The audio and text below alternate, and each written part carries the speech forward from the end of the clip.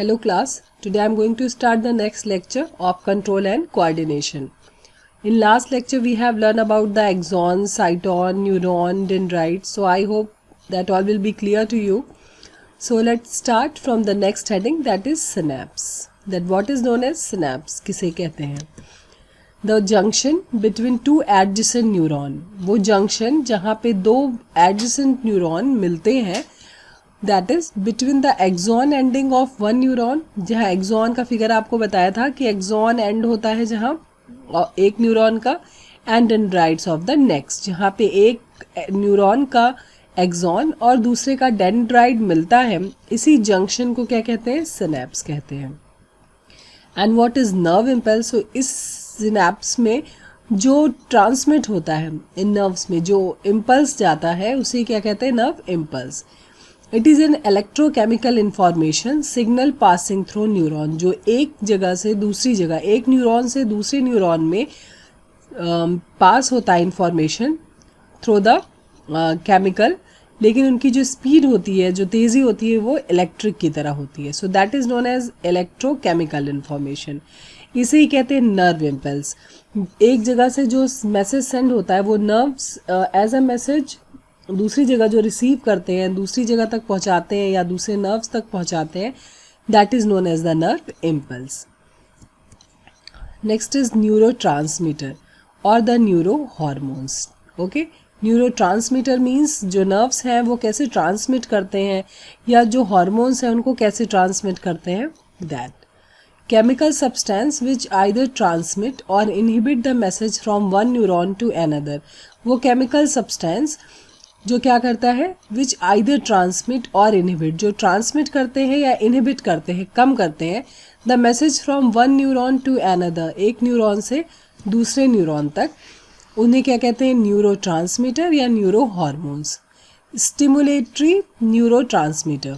Stimulate means जो किसी काम को स्टिमुलेट करते हैं, शुरू करते हैं. स्टिमुलेट इम्पल्स ऑफ सिनेप्स, जो इम्पल्स को क्या करते हैं? शुरुआत करते हैं. ऐसे केमिकल्स या हार्मोन्स जो क्या करते हैं? किसी प्रोसेस को, किसी स्टिमुलस को, इम्पल्स को स्टार्ट करते हैं, सिनेप्स को स्टार्ट करते हैं, उन्हें क्या कहते हैं? Stimulatory neuro transmitter. For example acetylcholine. Inhibitory क्या करते हैं? जो इनहिबिट करते हैं, कम करते हैं. Inhibitory neuro transmitters inhibit impulse at synapse. जब सिनेप्स शुरू होता है तो एक कोई इलेक्ट्रिक या इलेक्ट्रोकेमिकल ट्रांसमिशन शुरू होता है, तो वो ख़त्म भी होता है. और उसे ख़त्म होने के लिए किसकी ज़रूरत होती है? एक इनहिबिटर की, जो इस पूरे प्रोसेस को क्या करे? स्लो कर दे. तो that is the inhibit impulse at synapse. जो इनहिबिटरी न्यूरो ट्रांसमीटर होते हैं, that is GABA. That is GABA amino butyric acid. ठीक है. एसिटिलकोलिन क्या करते हैं? रिएक्शन को स्टार्ट करते हैं. अगर आप रिएक्शन समझिए तो रिएक्शन को स्टार्ट करने का काम करते हैं, और इनहिबिटरी न्यूरो ट्रांसमीटर क्या करते हैं? उसी रिएक्शन को इनहिबिट, स्लो या ख़त्म करने की शुरुआत करते हैं. Next is working of neuron और ट्रांसमिशन ऑफ नर्व इम्पल्स. कैसे काम करते हैं न्यूरॉन या तो जो नर्व इम्पल्स हैं? सी स्टिमुली. स्टिमुली क्या होता है? कहीं से जो उद्दीपन मिलता है, जैसे हमने किसी गर्म चीज़ को छुआ तो जो गर्माहट है वो स्टिमुलस का काम करती है, अपना हाथ हटा लेते हैं तुरंत. जो नर्व्स हैं, न्यूरॉन हैं, वो क्या करते हैं? तुरंत उस स्टिमुलस को, उस उद्दीपन को एक्सेप्ट करते हैं और उसके प्रति रिएक्शन देते हैं. तो stimuli are detected by dendrite. जो ये स्टिमुली है वो किसके द्वारा डिटेक्ट किया जाता है? सबसे पहले पहचाना जाता है dendrite of receptor nerve cell located at our sense organ. हमारे जो सेंस ऑर्गन्स हैं, दैट इज़, जैसे आपको बताया कि हाथ में गर्म चीज़ छुई आपने, so that is our skin.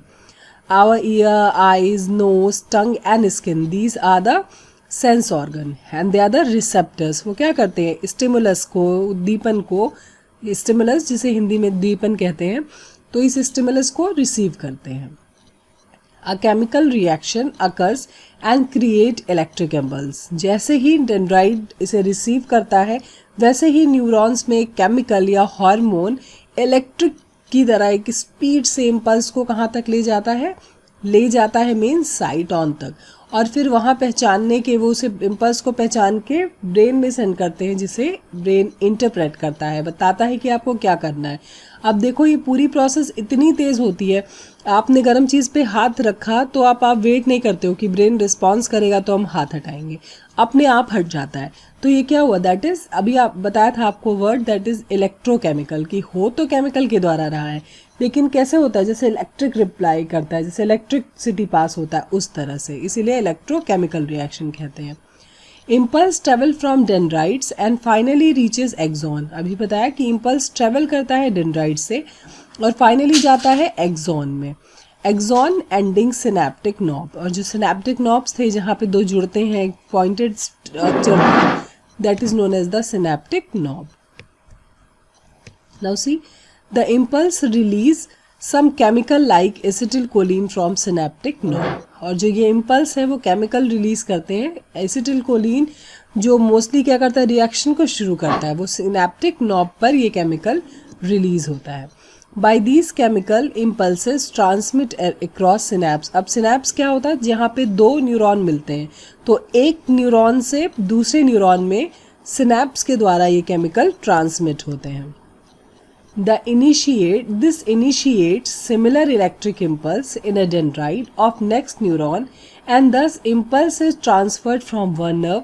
This initiate, ये क्या करता है, दूसरे में इनिशिएट करता है, जैसे एक पूरे न्यूरॉन में नर्व में डेंड्राइट्स के थ्रू होके गया और सिनेप्सिस पे जहाँ दूसरा न्यूरॉन मिला है, अब वहाँ पे जो केमिकल ट्रांसमिशन हुआ वो उधर ट्रांसफ़र हो जाता है दूसरे न्यूरॉन में, और फिर इम्पल्स ट्रांसफ़र होकर दूसरे नर्व सेल्स तक पहुंच जाता है। Message is send to CNS means brain and central nervous system, जो कि ब्रेन और स्पाइनल कॉर्ड से मिलकर बना है। आपको बताया कि नर्व से, डेंड्राइट से, पहले डेंड्राइट रिसेप्टर होते हैं जो कि न्यूरॉन के सबसे फाइन या सबसे छोटी यूनिट कही जा सकती है। तो डेंड्राइट रिसीव करते हैं, डेंड्राइट से वो आते हैं एक्सॉन में, फिर न्यूरॉन में, फिर सिनेप्सिस जहाँ दूसरा न्यूरॉन है, सिनेप्टिक नॉब से दूसरे न्यूरॉन में जाते हैं और उस न्यूरॉन से सीधे सेंट्रल नर्वस सिस्टम, ब्रेन या स्पाइनल कॉर्ड में जाते हैं, जिन्हें सेंसरी नर्व्स भी कहते हैं, और फिर ब्रेन इंटरप्रेट करता है, आंसर देता है। Central nervous system send message to muscle via motor nerves. अब सेंट्रल नर्वस सिस्टम जो है मैसेज मोटर नर्व से, मोटर मीन्स बहुत ऐसे नर्व जो आंसर को तुरंत पहुंचाने का काम करते हैं, तेज़ी से करते, कहते हैं ना किसी चीज़ में मोटर लगी है वो बहुत तेज़ चलेगा, तो उसी बेसिस पे है कि मोटर नर्व्स है जो क्या करते हैं, तुरंत आंसर को इंटरप्रेट करते हैं। Muscles of affected organ show response, और जो मसल्स हैं जिस ऑर्गन में, मान लो हाथ में आपने गर्म चीज़ पे रखा है, तो वो मसल्स रिलैक्स कॉन्ट्रैक्ट हो करके मैसेज को या नर्व्स को मैसेज सेंड करने में हेल्प करती हैं। तो इस तरह क्या होता है, न्यूरो ट्रांसमिशन होता है, न्यूरॉन के द्वारा केमिकल की मदद से नर्व इम्पल्स का ट्रांसमिशन एक से दूसरी जगह होता है। नेक्स्ट इज, अब हम पढ़ेंगे सेंट्रल नर्वस सिस्टम क्या होता है। आपने अभी तक पढ़ लिया कि न्यूरॉन्स क्या होते हैं, न्यूरॉन के क्या पार्ट होते हैं। आपने एक मिडिल पार्ट पढ़ा था, दैट इज साइटॉन, जिसे सेल बॉडी कहते हैं, और फिर उससे एक स्ट्रक्चर निकला था axon. Axon again is divided into the dendrites. So dendrites are the receptor, जहाँ एक न्यूरॉन का एक्सॉन दूसरे के डेंड्राइट से जुड़ता है, उसे सिनेप्टिक पॉइंट या सिनेप्टिक नॉब या सिनेप्स कहते हैं, ठीक है। और ये किसके प्रति रिस्पॉन्स देते हैं, जिस that is known as the stimuli, उद्दीपन। तो अब जब आपने नर्व्स पढ़ लिया, उसका फंक्शन पढ़ लिया, तो ये नर्व्स कहाँ तक सेंड करते हैं मैसेज को, सेंट्रल नर्वस सिस्टम, जो कि दो चीज़ों से मिलके बना है, दो पार्ट से। Central nervous system consist of the brain and the spinal cord. तो इस लेक्चर में हम ब्रेन के बारे में पढ़ेंगे, and in the next lecture we are going to learn about the spinal cord. So let's see what's a brain. Everyone knows about that. Brain is the most important part of the body. Brain हमारी body का सबसे main या important part है। Brain is situated in the cranial box, cranium, which is made up of bones. skull में रहता है, जिसमें जो bones से, ढांचे से ब्रेन ढका हुआ होता है, जिससे उन्हें किसी भी तरह का नुकसान ना होने पाए। And brain and spinal cord दोनों को मिला के सेंट्रल नर्वस सिस्टम कहते हैं। तो ब्रेन के बारे में पढ़ते हैं। पार्ट ऑफ ब्रेन, 3 पार्ट होते हैं mainly. First is fore brain and there are 2 parts of the fore brain, cerebrum and diencephalon. Next is midbrain, that is crura cerebri and corpora quadrigemina. Next is hindbrain. Hindbrain के 3 part हैं, that is cerebellum, pons and medulla oblongata. So these part are new for you. ये आपके लिए नए हैं. तो पहले आप ये 3 पार्ट्स तो easy है. फोर ब्रेन मीन्स फ्रंट वाला, मिड बीच वाला एंड हाइंड पीछे वाला. इनके फर्स्ट के 2 पार्ट्स, मिड ब्रेन के 2 पार्ट्स एंड हाइंड ब्रेन के 3 पार्ट्स हैं. That you have to learn. आप फंक्शन के बेसिस पे इसे समझने की कोशिश करिए, फिर याद कभी नहीं करना पड़ेगा. So let's start from the forebrain. That is known as the prosencephalon, जिसे prosencephalon भी कहते हैं. याद रहे फोरब्रेन के 2 पार्ट्स हैं, ठीक है. तो first is cerebrum. First part जो आगे वाले ब्रेन के आगे वाले पोर्शन का फर्स्ट पार्ट है, that is known as the cerebrum, जिसे टीलेंसेफेलॉन कहते हैं. It is the most developed and the most complex part of the brain.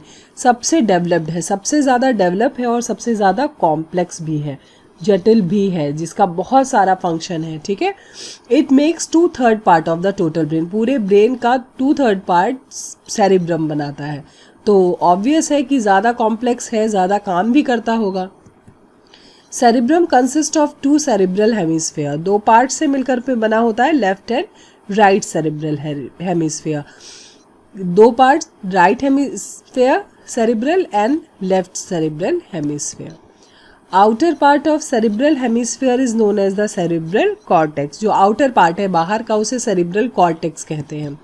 And both cerebral hemisphere, both means left and right, hemispheres are connected by a thick nerve band called the corpus callosum. ये दोनों जिससे connected हैं, जुड़े होते हैं, उसे क्या कहते हैं? कॉर्पस कोलोसम कहते हैं. Main part is, main function of cerebrum is कि it is the most developed, सबसे ज़्यादा डेवलप्ड है. याद रखिए, कॉम्प्लेक्स भी है क्योंकि ज़्यादा डेवलप है तो ऑब्वियसली ज़्यादा कॉम्प्लेक्स होता, ज़्यादा काम करता होगा. 2 पार्ट से मिलकर के बना होता है, लेफ्ट एंड राइट. सेरिब्रम से सेरिब्रल एंड हेमिस्फीयर्स, क्योंकि 2 पार्ट्स हैं तो हेमिस्फीयर है. Each cerebral hemisphere is divided into 4 lobe. अब दोनों ही cerebral hemisphere means right and left both, दोनों ही 4 लोब से मिलकर के बने होते हैं. फर्स्ट इज एंटीरियर, आगे वाला. Frontal lobe for intelligence. Intelligence means बुद्धिमानी के लिए, नॉलेज. एब्स्ट्रैक्ट रीजनिंग, जो एब्स्ट्रैक्ट रीजनिंग मतलब जितने भी नॉलेज वाला पार्ट है, क्रिएटिव आइडियाज़ हैं या मेमोरी है, वो किससे आता है? एंटीरियर पार्ट से. जो 2 हेमिस्फीयर है, right and left cerebral hemisphere के एंटीरियर पार्ट से ये सारे काम कंट्रोल होते हैं. Middle, parietal lobe for taste. Writing, जो हम टेस्ट पहचानते हैं, लिखते हैं, या पेन है होता है, कोई चीज़ टच करते हैं, प्रेशराइज होते हैं या प्रेशर फील करते हैं, ये सब मिडिल पार्ट से होता है या कंट्रोल करता है middle part. Lateral, temporal lobe for language. Our language, hearing and smell, these all are coordinated by the lateral segment. And next is posterior means पीछे वाला. तो it's not difficult to learn. 4 part है, आगे वाला interior, middle, एक lateral है which you have to learn and posterior. तो जितने भी मेनली इंटेलिजेंस वाले काम है, बुद्धिमानी वाला काम है, क्रिएटिव आइडियाज़ है, वो आगे वाले पार्ट से होता है. लास्ट वाले से क्या होता है? विजन के लिए. Lateral is responsible for the language, hearing and smell, and posterior is occipital lobe meant for vision, देखने के लिए. ठीक है, तो इतने सारी चीज़ें जो हैं वो कंट्रोल होती हैं फर्स्ट पार्ट से, सेरिब्रम से.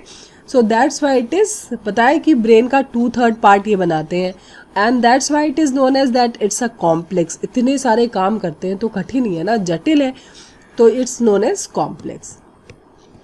Next is diencephalon. See, it's a figure that is parietal lobe, frontal lobe, occipital lobe, cerebellum and temporal lobe.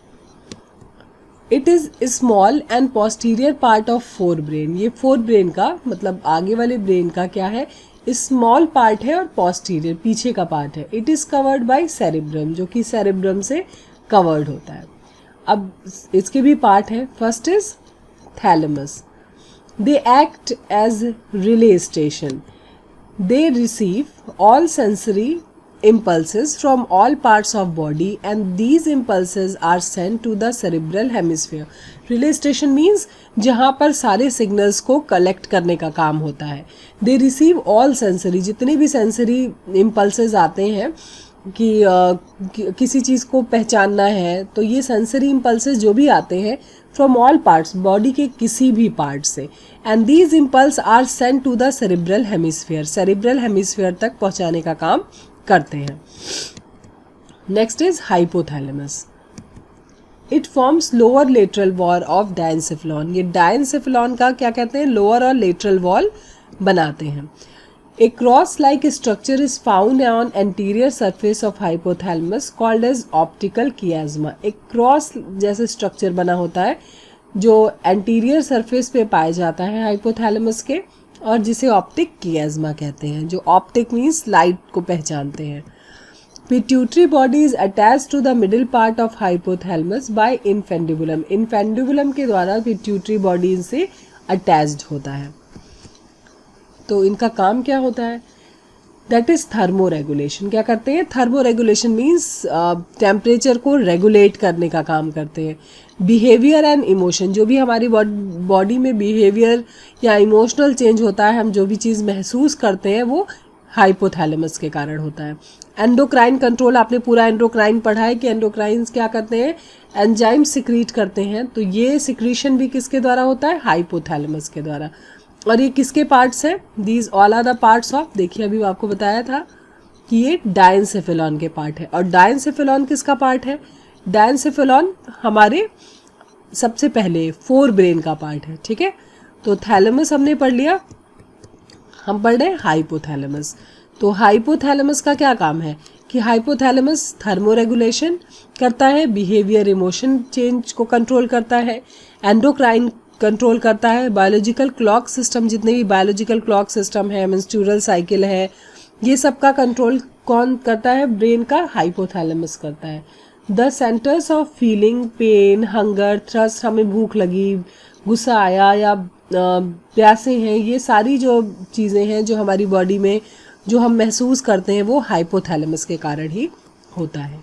And next is epithalamus. Next and last of the diencephalon is epithalamus. It forms the roof of diencephalon. ये diencephalon का क्या करता है, roof बनाता है. And pineal body is attached to it. Pineal body बीसी से attached होती है.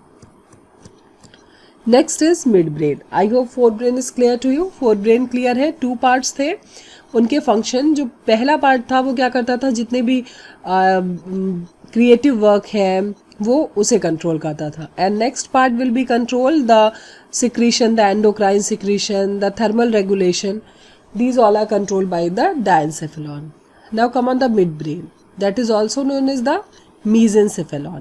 It is a small and contracted part of brain. Mid part जो है वो बहुत छोटा और contracted means सिकुड़ा हुआ सा है. The first part of the midbrain is cerebral peduncles. That is crura cerebri. क्या काम होता है इनका, कहाँ पाए जाते हैं. Anterior part of midbrain contains two longitudinal myelinated thick nerve fiber called crura cerebri. जो anterior part होता है midbrain का वो दो longitudinal myelin sheet, myelin क्या था, एक sheet था, एक thick myelin की sheet से covered होते हैं इनके nerve fibers, जिसे क्या कहते हैं, crura cerebri कहते हैं. They connect the medulla oblongata of hind brain. जो क्या करते हैं, कनेक्ट करते हैं मिड ब्रेन को हाइंड ब्रेन के मेड्यूला ऑब्लोंगेटा से कनेक्ट करते हैं to cerebrum of fore brain. और आगे की ओर फोर ब्रेन के सेरिब्रम से, पीछे की ओर मेड्यूला ऑब्लोंगेटा से और आगे की ओर सेरिब्रम, फोर ब्रेन के सेरिब्रम से जोड़ने का काम करते हैं, जिससे वो मैसेज को फोर ब्रेन से हाइंड ब्रेन तक सेंड करने का काम ईजिली कर पाते हैं. Optic lobes, that is corpora. Second part is optic lobes. दो पार्ट थे इसके, लास्ट वाले के सिर्फ थ्री पार्ट है.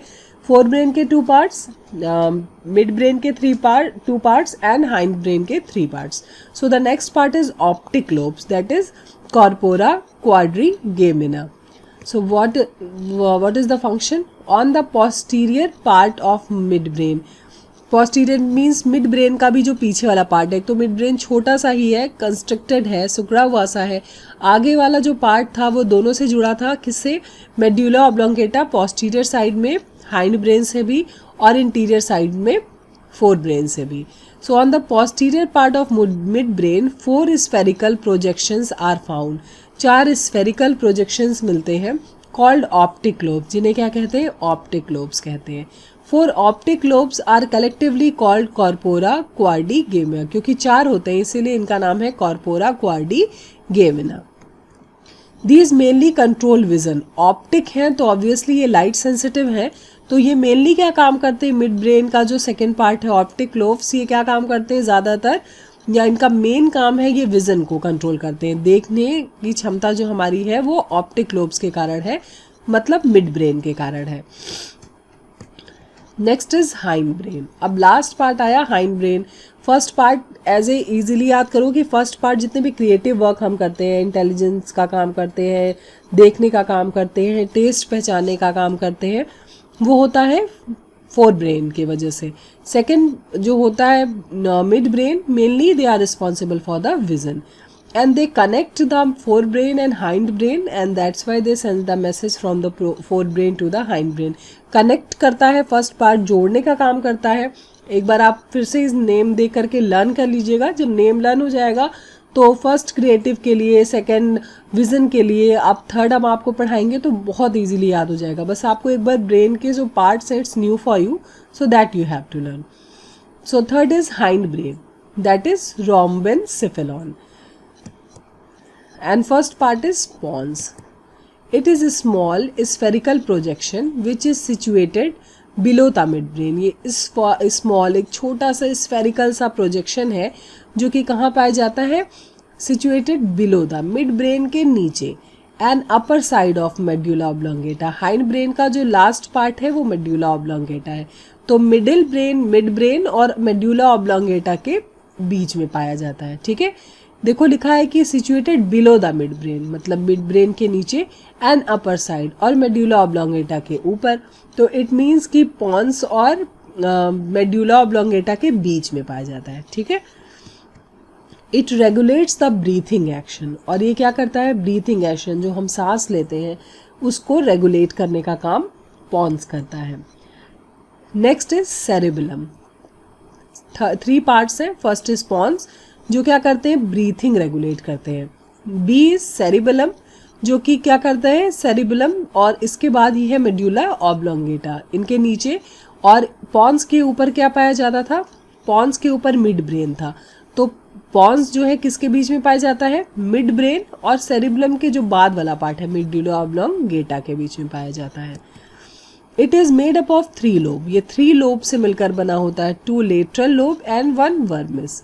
Lateral lobes are also called cerebral hemisphere. Lateral lobes को सेरिब्रल हेमिस्फेयर भी कहते हैं, और इनका क्या काम होता है? To maintain body balance and posture. हमारी बॉडी को बैलेंस करके हम जैसे चलते हैं वो बैलेंसिंग, हमारे पॉस्चर को, हम जैसे बैठते हैं, हमारे हाव भाव को, इस पॉस्चर को मेंटेन करने का काम सेरिबेलम कहते हैं। It is responsible for precious of voluntary action. Voluntary means जो हम सडनली कोई अपने वॉलेंट्री एक्शन करते हैं, मूव करते हैं, चलते हैं, वॉक करते हैं, इन सब की रिस्पॉन्सिबिलिटी किसके ऊपर होती? सेरिबेलम के ऊपर। ठीक है, देखो पहला वाला सेरिब्रम था जो फोर ब्रेन का पार्ट था, और वो सारे इंटेलेक्चुअल वर्क के लिए रिस्पॉन्सिबल है। ठीक है, and last cerebellum is responsible for the voluntary action. Pons is responsible for the breathing. आप एक बार नेम लर्न कर लोगे तो आपको सबके फंक्शन जो है वो इजीली याद हो जाएंगे। And next is medulla oblongata. Last part है फोर ब्रेन, लास्ट पार्ट है हाइंड ब्रेन का, that is medulla oblongata. It is the posterior most tubular and cylindrical part of brain. ये सबसे पीछे वाला पोर्शन है। पोस्टीरियर मीन्स पीछे का, ट्यूब जैसा है, और सिलेंड्रिकल है, पार्ट ऑफ ब्रेन है। The lower end medulla extends in the form of spinal cord. इस और इनका फंक्शन क्या है? What is the function? It controls all the involuntary activities. Involuntary means जो हमारी इच्छा के अनुसार नहीं होता। जैसे अभी आपने पढ़ा था इससे पहले सेरिब्लम की वो वॉलेंट्री एक्शन। वॉलेंट्री मीन्स हम जब चाहते उठते हैं, जब चाहते अपना सिर मूव करते हैं, हाथ मूव करते हैं, नहीं मन किया तो नहीं मूव करते। तो ये क्या होता है? हमारी इच्छा के अनुसार होता है, वॉलेंट्री एक्टिविटीज़ होती हैं। But the medulla oblongata are responsible for the involuntary, जो हमारी इच्छा के अनुसार नहीं होता, वो निरंतर अपना काम करते रहते हैं, continuously they do their work. These are responsible for the involuntary function of the body. And what are the involuntary function? Heart beat. हमारी हार्ट बीट, हम जब से पैदा होते हैं और जब तक अलाइव रहते हैं तब तक हार्ट बीट होता रहता है। ऐसा नहीं होता है जैसे आप लोग एग्ज़ाम्स में पढ़ते हैं कि एग्ज़ाम आया तो पढ़ेंगे और नहीं आया तो नहीं पढ़ेंगे, कि अभी एग्ज़ाम है तो हार्ट बीट, चलो हार्ट बीट को चलने देते हैं, और नहीं है तो नहीं चलने देते हैं। It's a involuntary action. वो अपना काम बिना रुके बिना थके करते हैं। रिस्पिरेशन, सांस भी ऐसा नहीं होता है कि आज मूड अच्छा है तो लेते हैं, कल मूड अच्छा नहीं है तो आज नहीं लेते हैं, ऐसा नहीं होता है। ब्लड प्रेशर, सेविएशन, मतलब ब्लड प्रेशर का जो कंट्रोल है वो कभी कम या ज़्यादा होता है, लेकिन ऐसा नहीं होता है कि ब्लड का फ्लो रुक गया, नहीं होता ना। तो these all are the involuntary action. ये सब क्या है? इनवॉलेंट्री एक्शन है, इन पे हमारा कोई कंट्रोल नहीं है।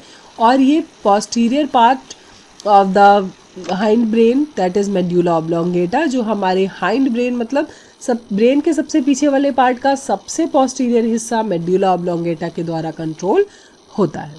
So I hope that all function is clear now. आपको सारे पार्ट्स याद हो गए होंगे।